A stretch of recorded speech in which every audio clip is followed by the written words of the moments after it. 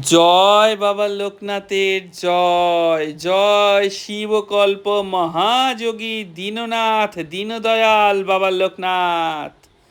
হে প্রভু, প্রণাম জানাই তব শ্রীচরণে।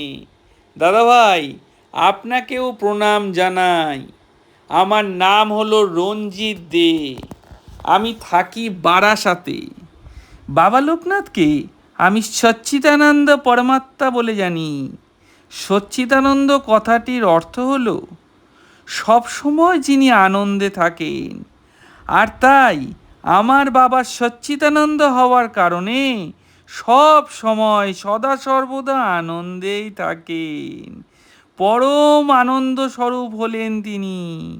আর তাই আমরা যখন বাবার সন্তান, তাই আমাদেরও পরম আনন্দে থাকাটাই কর্তব্য। সেই কারণেই আমি সব সময় আনন্দে থাকি। আর আনন্দে থাকলে আমি আমার পরমানন্দ স্বরূপ বাবার অস্তিত্বের অনুভব করতে পারি। আমার মনে হয় আনন্দ স্বরূপ আমার বাবা আনন্দের পরশমণি হয়ে আমার সমগ্র দেহের মধ্যে প্রবাহিত হয়ে চলেছেন। তবে এ আমার দীর্ঘদিনের সাধনার ফল দাদাভাই। প্রথম দিকে অনেকেই নানান কটু কথা বলে আমার মনোবল ভেঙে গুঁড়িয়ে দিতে চেয়েছিল, কিন্তু আমি তাদের কথায় কর্ণপাত পর্যন্ত করিনি। আমার পেছনেই ওরা আমায় বিদ্রূপ করে আনন্দজিৎ বলে ডাকত। আমার রঞ্জিত নামকে তারা এভাবে বিকৃত করে তুলেছিল। তাও আমি রাগ করতাম না, কারণ আমি যে আনন্দে থাকতে ভালোবাসি। আমি জানতাম যে ক্রোধ বা রাগ হলো তমগুণের প্রতীক, যা মানুষের সংযম নষ্ট করে মানুষকে দিয়ে নানান ভুল কাজ করায়। আর তাছাড়া আনন্দরূপী বাবার সন্তান হয়ে ক্রোধ যে আমার বেমানান। ধীরে ধীরে তারপর আমি এই দুর্লভ গুণ আয়ত্ত করতে পেরেছি, এবং অতি অবশ্যই সেটা আমার বাবার আশীর্বাদে।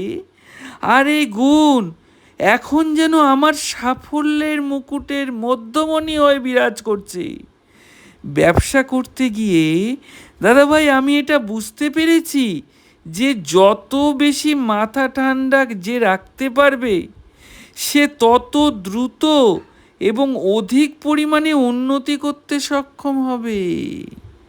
দাদাভাই কি বলবো, সবসময় আনন্দে থাকার ফলে এখন ব্যবসাও আমার বাবার আশীর্বাদে নিরন্তর দুর্দান্তভাবে উন্নত হয়েই চলেছে আর হয়েই চলেছে।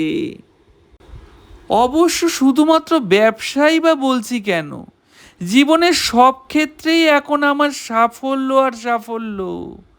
সামাজিক জীবন থেকে শুরু করে পারিবারিক আর্থিক জীবনের প্রতিটা দিকেই আজ আমি চূড়ান্ত সফল দাদাভাই। আর এটা সম্ভব হয়েছে আমাদের পরম প্রিয় বাবার দান, এই দুর্লভ গুণের জন্য।